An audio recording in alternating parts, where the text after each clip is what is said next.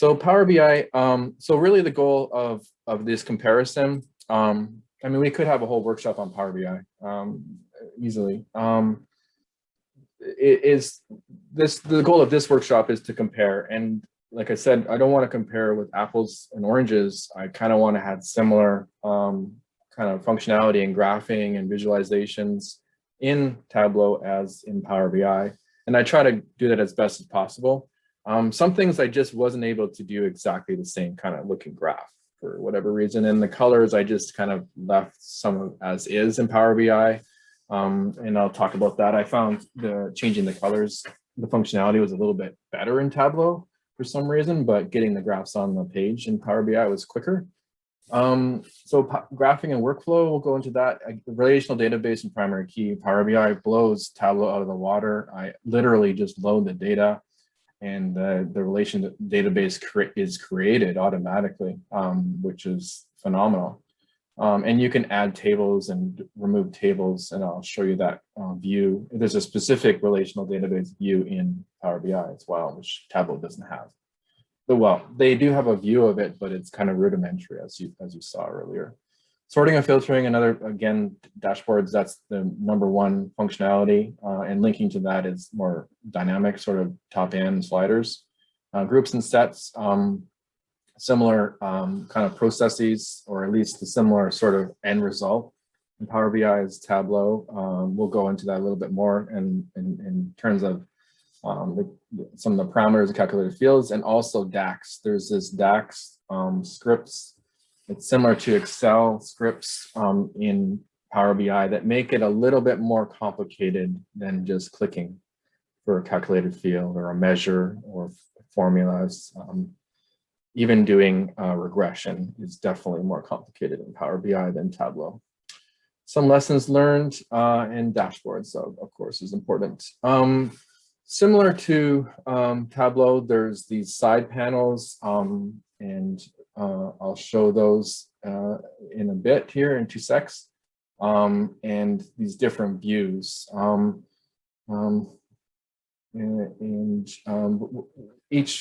a worksheet view, but Power BI doesn't really separate worksheets and dashboards. And the storyboard is a little bit, you have to sort of customize it. It's not actually an icon in Power BI.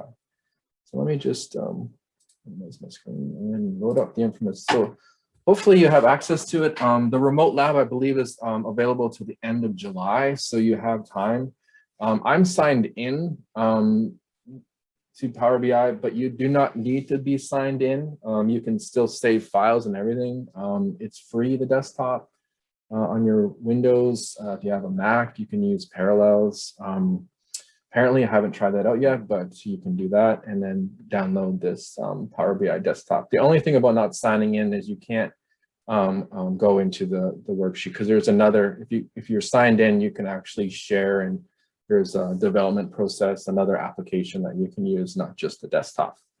But for now, we're just in the desktop world. And so right away, you can see there's, I apologize for the color differences, but it was tried my best to make it as similar as possible in terms of graphing. But right away, you can see that the dashboards are all linked, are all displayed on the bottom field here. There's an arrow you can move. You can add a visualization, which we'll get into, and we'll span across these dashboards. Let's go back to the demographics. So the demographics, and oh, is there a chat? Oh, good.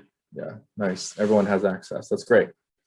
Again, earlier in this presentation, we accessed, there's a link in the document to the remote labs, and then you click on the remote labs and you type in your netlink ID, which is like an account name and like your first letter and your last name combined or something, and you type in your password. And then you click on the sync only icon, and then there's another click to connect to the VPN, and then it opens there. And then in the folders, you'll see the lab folder in the PC. You'll see a list, and you go to the HINF, H-I-N-F And then in the HIMF, there's the VADA one, and then VADA, there's Power BI, and there's a Tableau file there as well, the presentation. But we're in the Power BI world now for the remainder of this workshop. Okay, so just getting familiar with it. You can see there's a lot going on already. The big thing is that each little worksheet, when you click on a worksheet, it just displays as is, and you can just start graphing. You can move graphs here. So I usually in Power BI, I do the table. So, and I'll do that in a bit, but there's three main processes here. You can minimize them, maybe make it a little bit simplified look. So there's filters, visualizations, and fields on the side here, on the right side. It's not like Tableau, where Tableau you had functionalities linked on the side and the bottom that could be displayed on the top as well in the ribbons or tabs, but they're different functionality on the top than there is on the side. So there's a lot going on here. So there's filters, which you can, when you start adding your, we'll go into that, when you start adding your fields, these filters can be utilized for top end, for example. And each of these icons, you can select right away.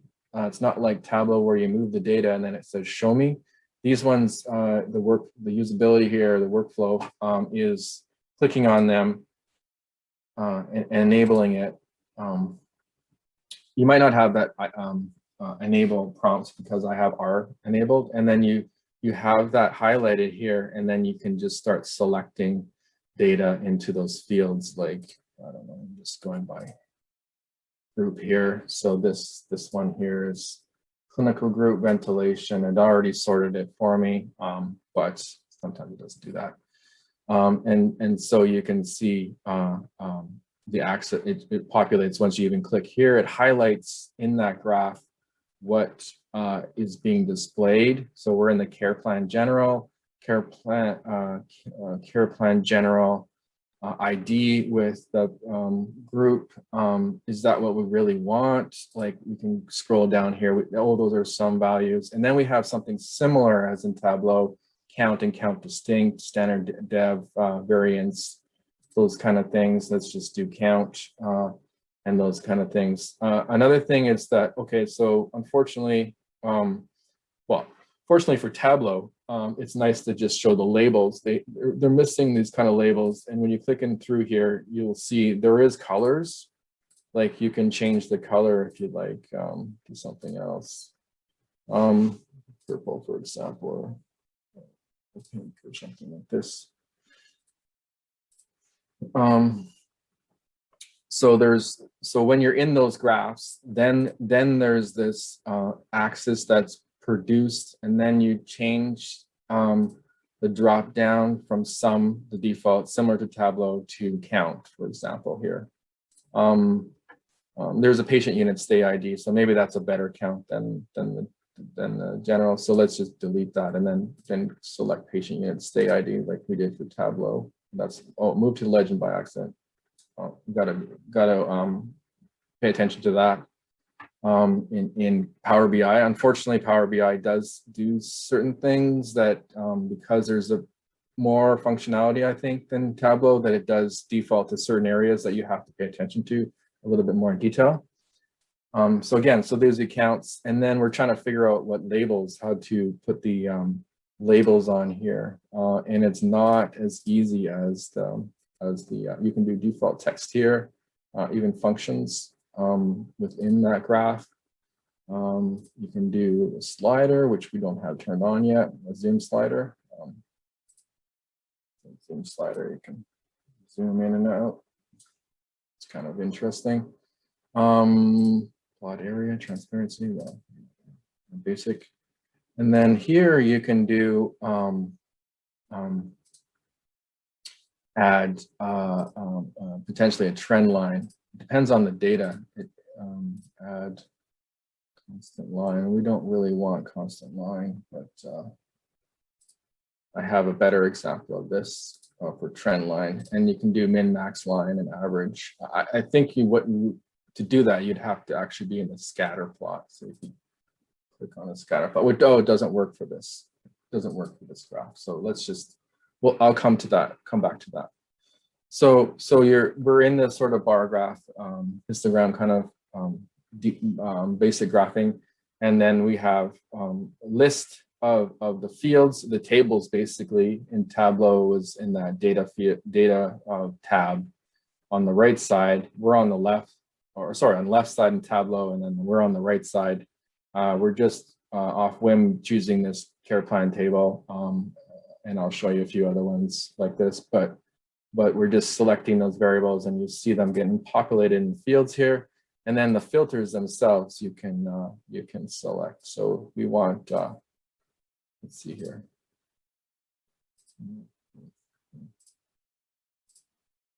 Less than, let's see, count.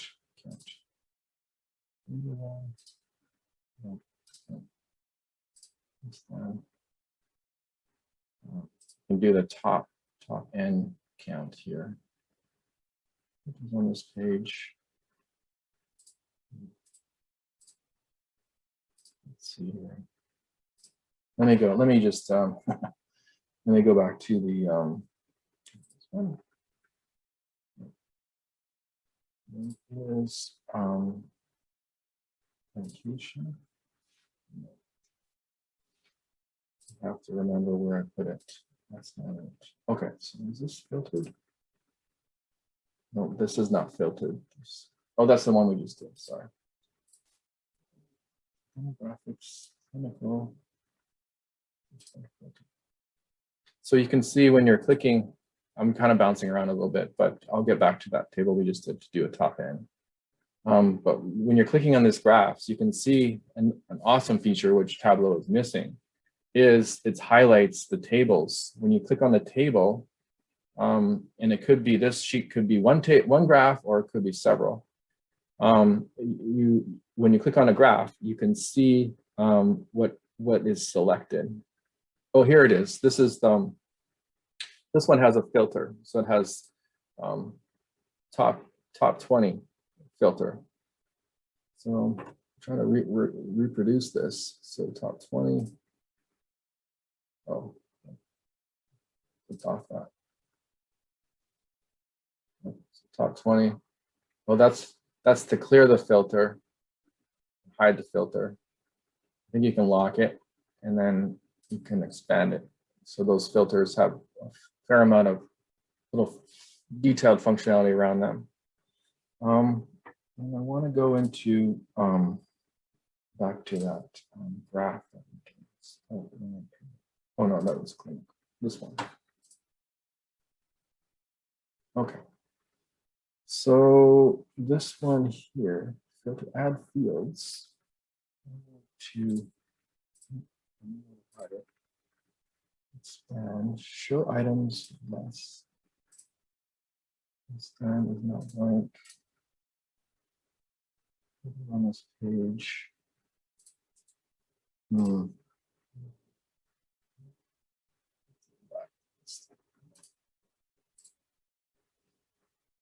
I have to go back to this.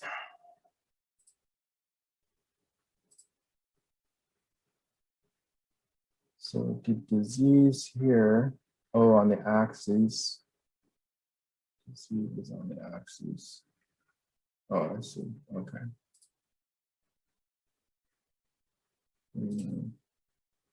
Disease instant. Disease. Practiced a few times already, but now I have to sort of look at it. Okay, so you're going to click on that graph. Oh, clinical groups on the graph. So clinical group. Oh, that's what it is. There we go. Okay, so this is what it. Okay, makes sense now. So we have the count of patient unit stay ID, which is an integer. We're missing a little bit with the Power BI, the actual little green hash or the green icon for integer measures. And then we're missing the blue for the dimensions. So in Power BI, we have these sum values, which gives you an indication that they're integers. You can preview them slightly I'll talk about that in a little bit, but let's just create this filter for now. And so you can't create a top N for that, but this one you can. So the clinical group is a category, and here's all the categories in there. This was split, and I'll show you that in a little bit. From the diagnoses string, and then they have advanced filtering, basic filtering, and top N. I didn't go into too much advanced filtering. I just went into top N. And then you can do top, let's say top 5. Top 5.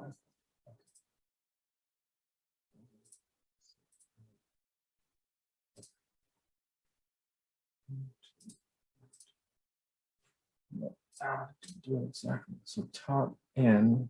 Oh, missed.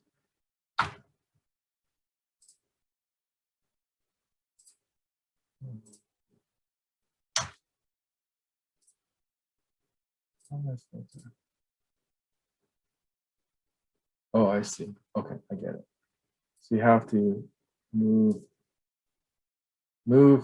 the patient unit stay ID. You need to move it to the value here. So you had the selection of top N, there's other filtering going on, and top 5, and then the count, and then apply filter.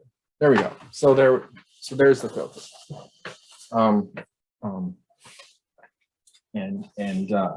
Cardiovascular, as we saw in Tableau, was number 1. There's 6,800, 6,823, and pulmonary was second at 4,742. So that's some of the functionality in there. It takes a little while to sort of get into it, and there's a little small icons, not as much color coding. I do as Tableau, and these icons are a little bit tricky to kind of, they do highlight what they are, but they're tricky to kind of get into. And then understanding the data types is a little bit trickier than Tableau at first. And in this field view, you can do a ton of different stuff, create new measures, new columns. I'll show you some of this and these kind of things.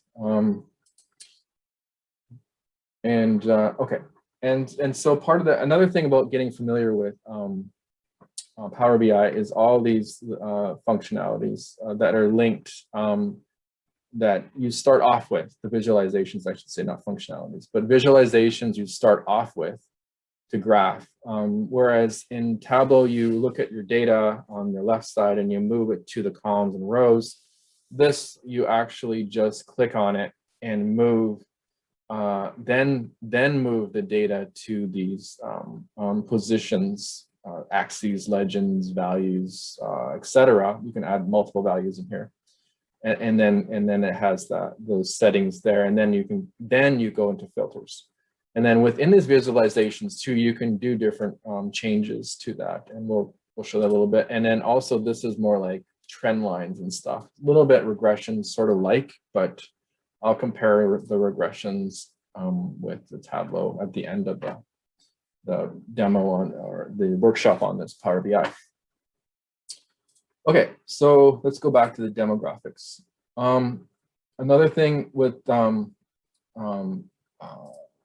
BI is there is a lot of data types it can bring in, tons of different things. You can click on more and it's just a long list of stuff. They actually interface with TIBCO, another search too. I don't think Tableau is in here, but maybe I didn't check.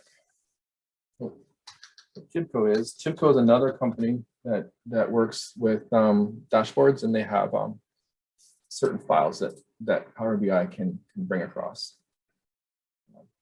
Pretty impressive. All sorts of different kind of files here. Way more than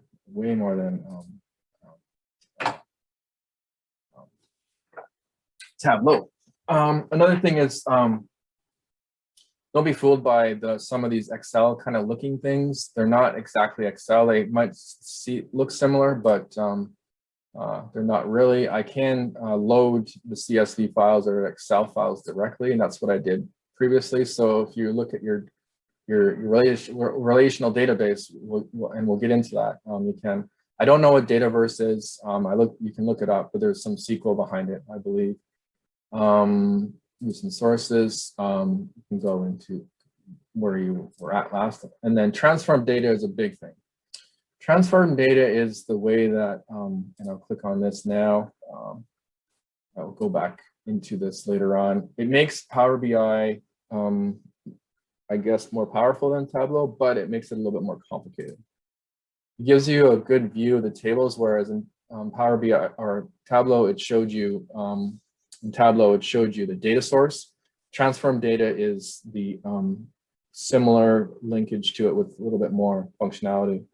Another thing we showed in Tableau was the splitting of the diagnoses string, and you right click and you go to not create, but transform, and then you have this automatic split.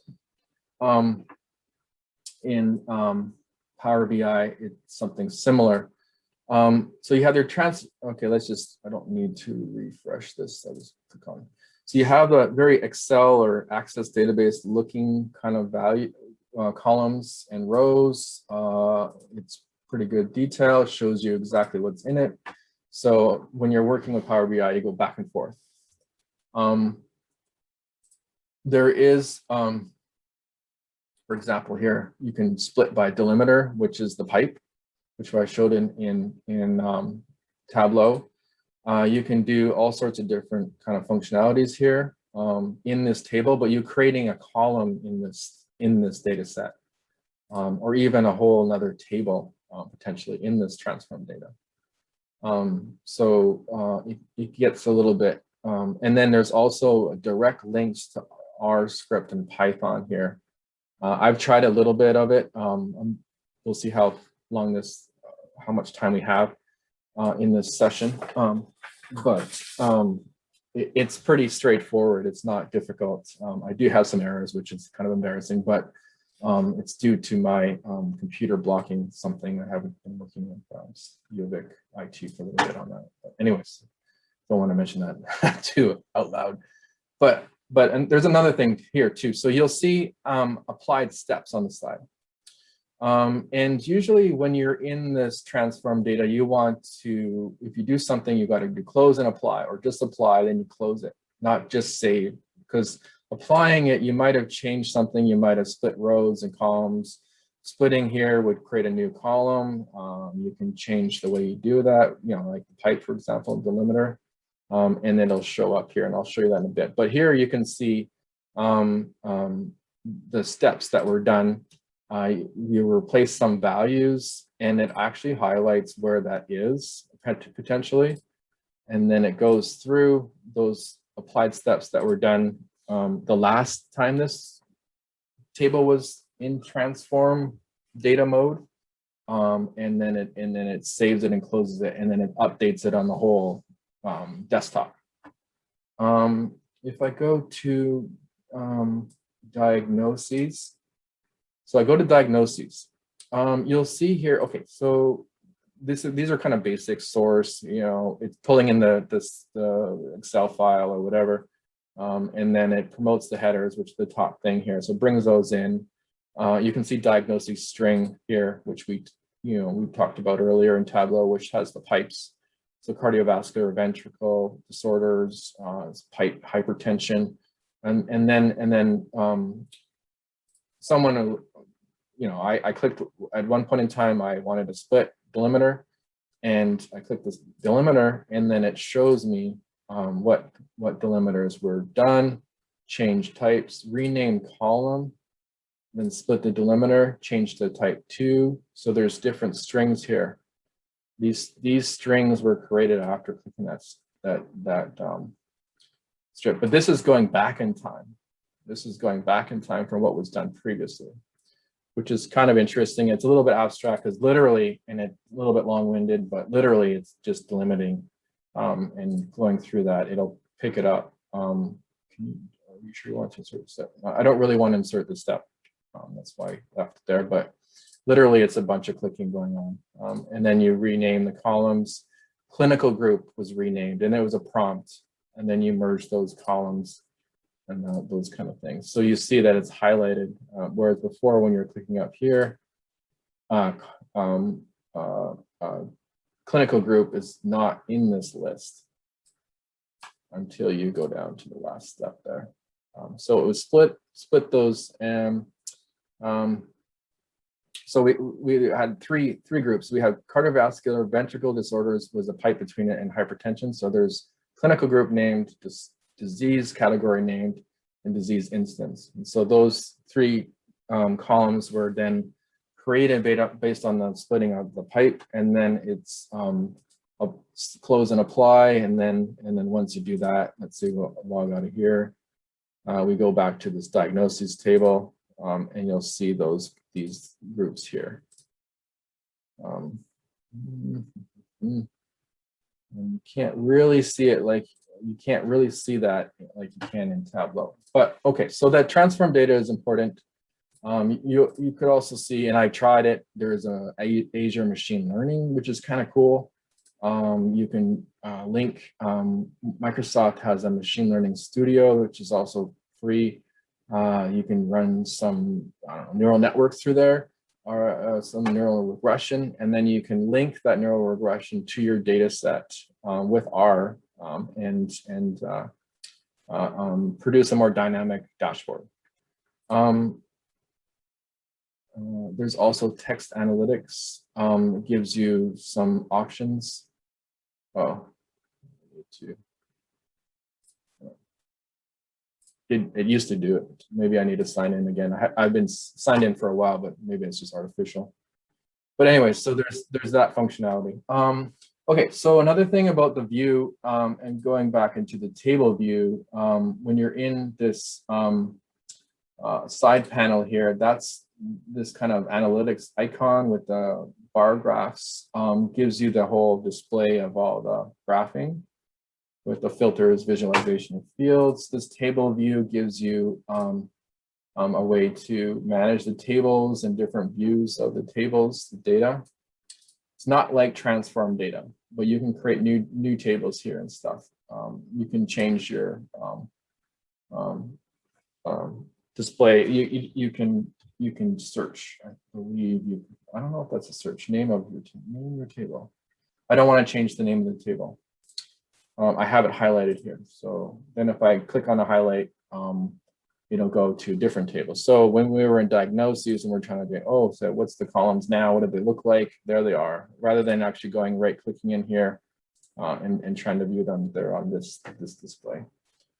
Another thing is the relational database is awesome. This is just fantastic. I was shocked. I loaded the files and this is what it created.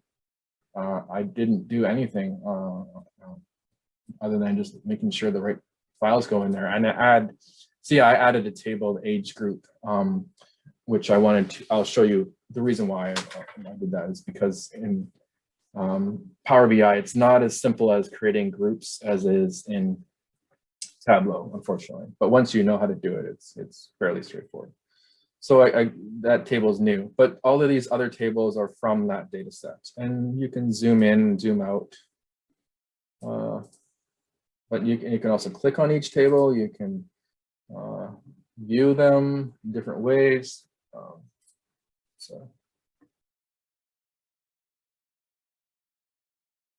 Yeah, exactly, Simon. It finds the primary key, that patient unit stay, and it linked them. I did not manipulate it that much because you see there's arrows here. You can click on the arrow, and there's one-to-many relationship here. Some of them, the arrows are bidirectional. This one here is bidirectional. Why is it bidirectional? I don't know. At this point, I want to know that, but this one's bidirectional as well. I think it could mean that there's more than one key. Let's see. Okay. So if you click on that arrow, it gives you some patient unit stay ID, and then it kind of goes into the table. And I believe that only the patient unit stay ID is both And oh, here, cross filter direction, both. I just left it as is. It created that and I didn't change it. What is yeah, that? that's neat. Thanks, Dillon. Oh, okay. All right, so relational database. So there's three icons here. There's once you're in the graphing icon, you can move through the sheets, and each sheet has its own filters, visualization of fields. And the top row here, once you click on, gives you more options to view the table in different ways. Just below, you can view data points. You can drill through, which select a data point, and I haven't done that too much. You can edit relationships that you have in that graph, which is pretty cool. But if you don't have it selected, you don't have that functionality. So there's different functionality on the top versus the side versus the bottom versus these. Once you're in these three different main views of the worksheets, basically the graphing, the tables, and the relational database view. Okay, let's see here. Okay, so we got familiar a little bit with the Power BI. We created visualization, and we're in that sort of analytics graphing view. We have the values here. We can change certain settings. We know that the fields are highlighted, which is an awesome feature. Filters, we have to pay attention to what the parameters are, measures or integers versus categories, alpha numeric versus numeric or categorical variables. And then we went into quite a few different data types there's available. The filters, visualization fields are very important. They're part of that functionality, and I find Power BI is a little bit quicker in terms of getting it on the page and knowing where the data is, but there is some little bit nuances with how to manipulate it. Relational database, awesome, created that. Simon mentioned it, created it directly, but there is some differences there that you'll see with the bidirectional. DAX, okay, so DAX is an important part of Power BI. It's kind of the script, it's Excel. We won't go into too much detail in this about DAX. There's a link here on the, there's a definitive book of DAX for Power BI, free online, large book that you can, or PDF that you can view. DAX is basically grouping. If you need to group stuff, for example, or even split strings, a DAX is created. It's similar to like a calculated field, but it's like Excel. And we'll go into that. Sometimes it's not easy to locate where the DAX is. Age group, for example, is the one that I showed you, the new table that I added on, so I can graph with this age group is here. So let me, there's a screenshot here, kind of shows the DAX, and then I need to highlight it so that we can view it. Age group. So if I highlight this, so when I initially created the table, I had to go age group. I had to manually type in age group equals this switch, and I had to look this up and group these together like this. So age group equals true, patient age 0 to 18, 18 is such and such. So slightly different than our grouping in Tableau, but whatever. But anyway, so these are the groups that I created with that age group table linked to the patient table. Well, that's why this is here in this larger patient table, which is the primary table in this data set. So if I click off of that, you don't see the DAX. And so if you wanted to see more DAX, if you wanted to type in the DAX, you'd do new measure, and then the DAX would show up. Here, see, it says new measure, and you go sum, no, wait a minute, age group. And it kind of gets you into some functionality like sum of, and then it can do sum of some column name or some, let's do patient unit stay ID. This says, maybe not the best selection here, but anyway, so that gives you, and then you just check off there, and then it creates that new measure here, and it should slowly pop. There it is. There's the new measure. So the DAX is really important. It's hard to keep track of it. It's a little bit hidden in the tables. As I mentioned, I created a few of them in the tables here. I created the length of stay and 24-hour one. And then this one, age group's different because it's kind of a table linked in there to the patient table. But anyway, so that's the new measure. And then there's also a new column you can do here, which I don't really, it goes into that transform data perspective. It popped up right away. I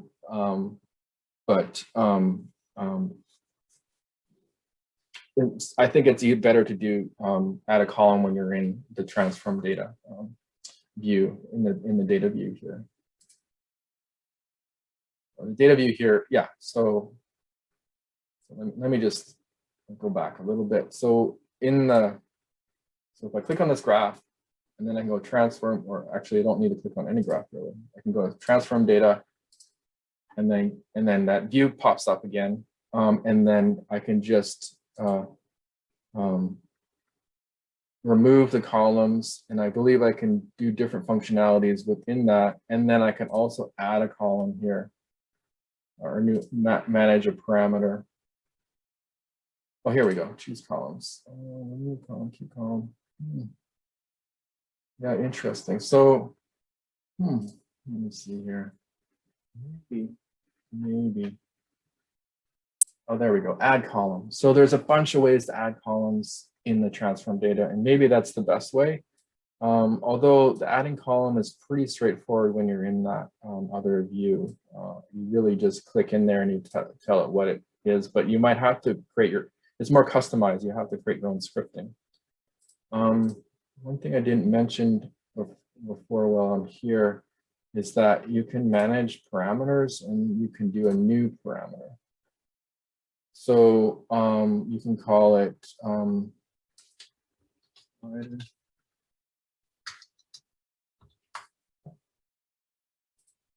and you can create any sort of type, and you can manage it based on the value, etc. So you can do that within the transform data as well. So the parameter in the transform data, though, is not quite similar. It's not exactly the same as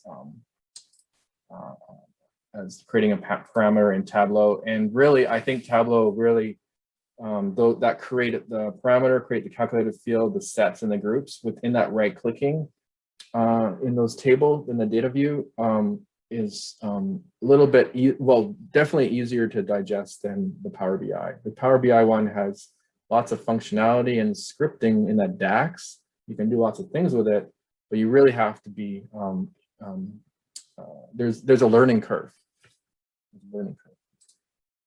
Okay, I covered DAX, I think, in a good way, and I don't want to take over. I have this slide here. Again, it's a video, kind of shows you the table where it's at, that age group. You can view different sources of the table you created, and you can splitting the data. I talked about that. Important, as there's quite a few fields that need from the EICU data set that need to be split. Okay, so top N. So we did the top N, and let me just, instead of recreating the wheel, I'll just click through some of the top N stuff that we did that are available in the data set. Let me just do that quickly.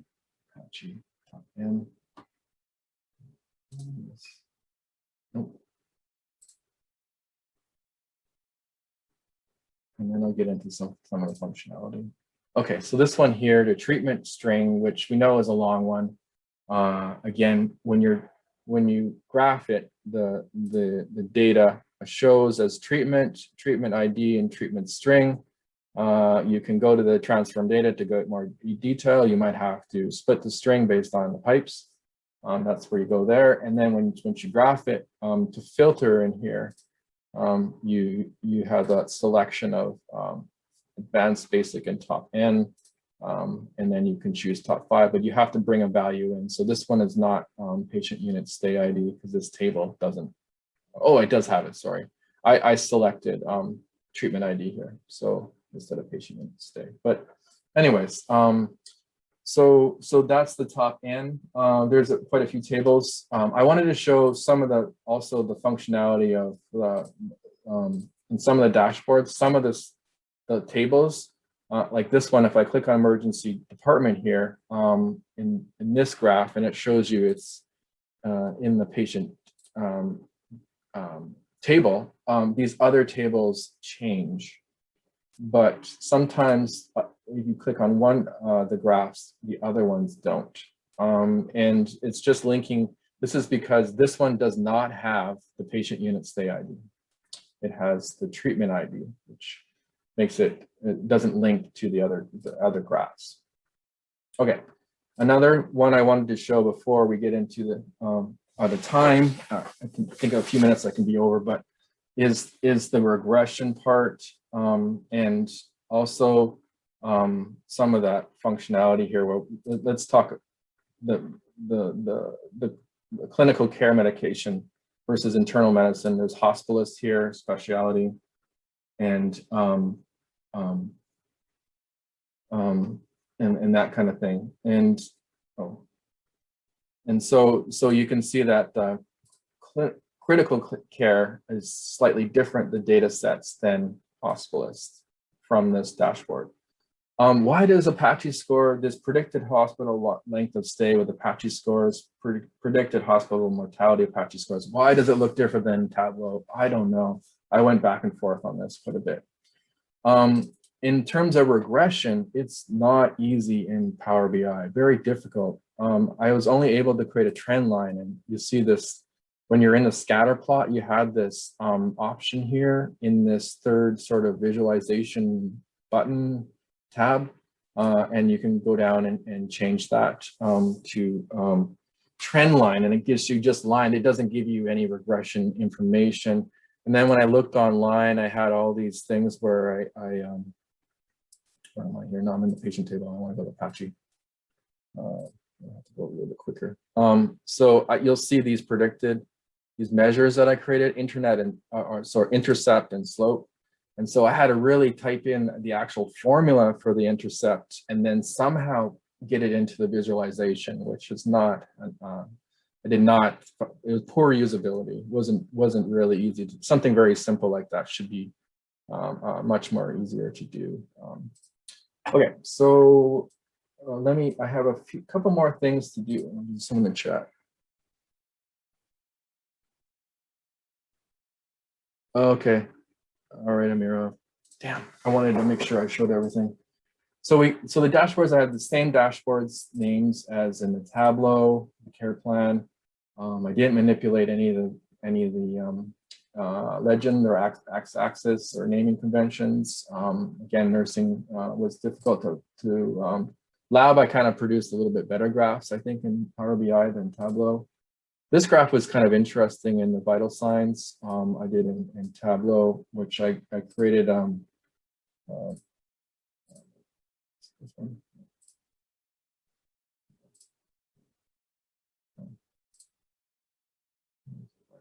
There it is. It's just observations. This one's systolic. In that table, there's these two tables at the bottom, and they're those vital sign monitor groups, and they have a long list of data, and you can scroll through there. I thought it was interesting because this is all the data across the ICU, and this is the time that it's from 0 to in minutes, so 60,000 minutes.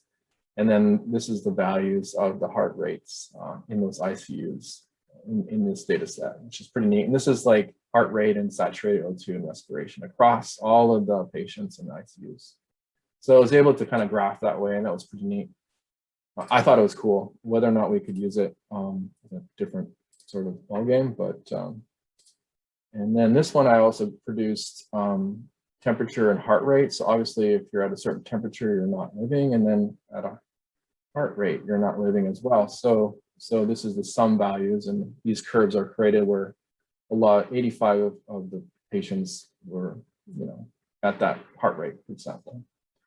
That's vital signs, and vital signs is very detailed in this data set. There's a lot.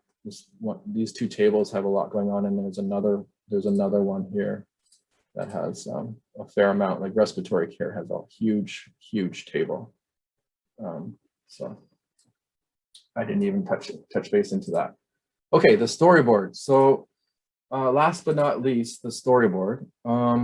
Just give me 2 minutes. Oh, I want to do R squared, so I have 2 more minutes left. I'm gonna find the storyboard.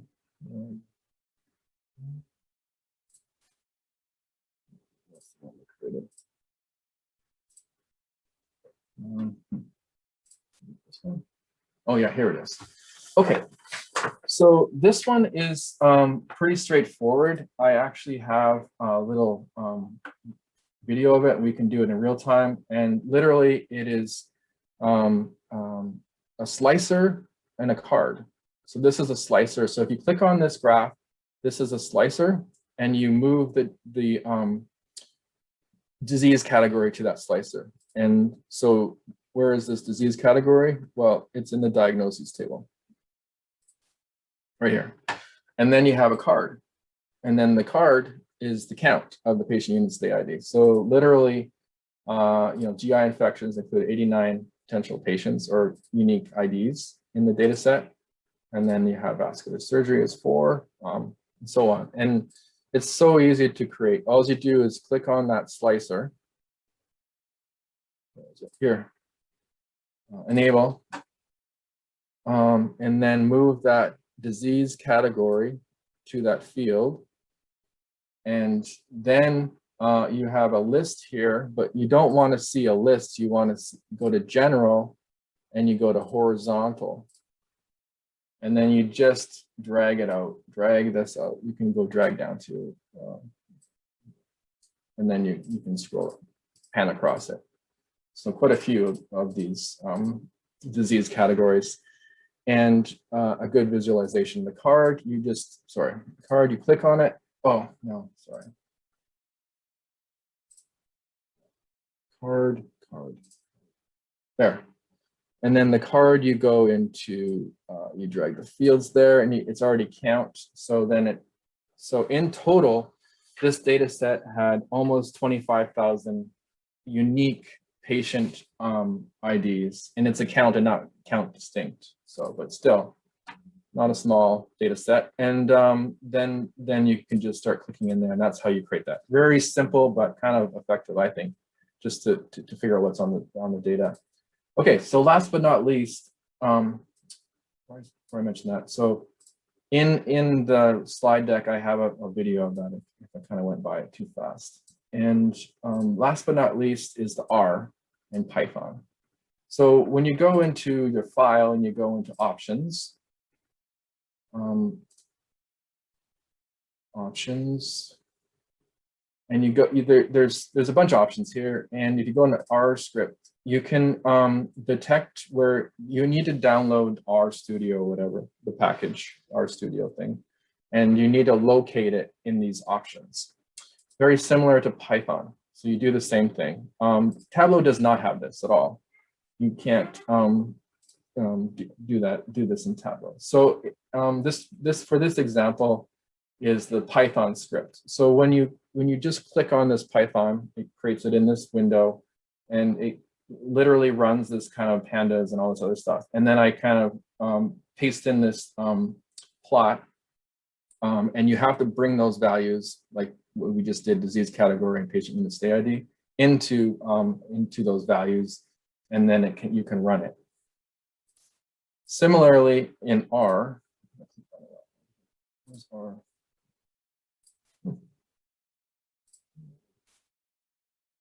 This one, or just Python? Python? Oh, this must be. I got it working at one point. It's not working. I put the table, you'll see it's two tables I put near the R. I just create same values. I just created a table just so see what it looks like. But when you enable the R script and you have that located in Studio or Python 3.8, whatever, in your C drive or desktop, it'll run some script for you, which is semi-working, and then you can just plot data set, for example, in R, and then plot certain values. So fairly straightforward, pretty easy to integrate those scripting languages. Okay, so in conclusion, so it's useful comparisons between Tableau and Power BI. They're two different systems for sure. Just the way that the views are, they're not on the same left versus right-hand side even. There is definitely more worksheet filter visualizations, especially visualizations for Power BI. The worksheet sort of filtering is easy to use in Tableau. Power BI has just some 3 different options, so it's hard to say which one's better, but I would say Tableau has a little bit easier right-clicking and creating those filters right away once you're in the data's in the columns and rows in those worksheets. Whereas Power BI, you sort of have to think about what those variables are. Like I mentioned here, this Tableau has a good separation of attribute and measures. So it gets you really into what's a category versus what's an integer.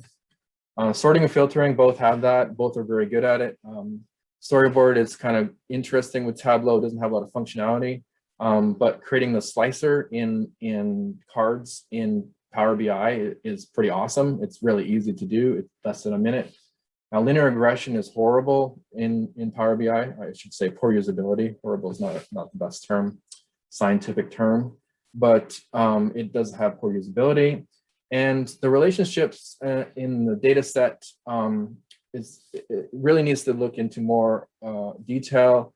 For example, count of the unique IDs versus count distinct, and what does that entail? And can we graph between the different tables using that unique ID? And I've noticed differences, and I need to understand why. And R script and Python and Power BI would drastically improve the dashboard. It just literally just drag and drop and link to that studio or that program and run it.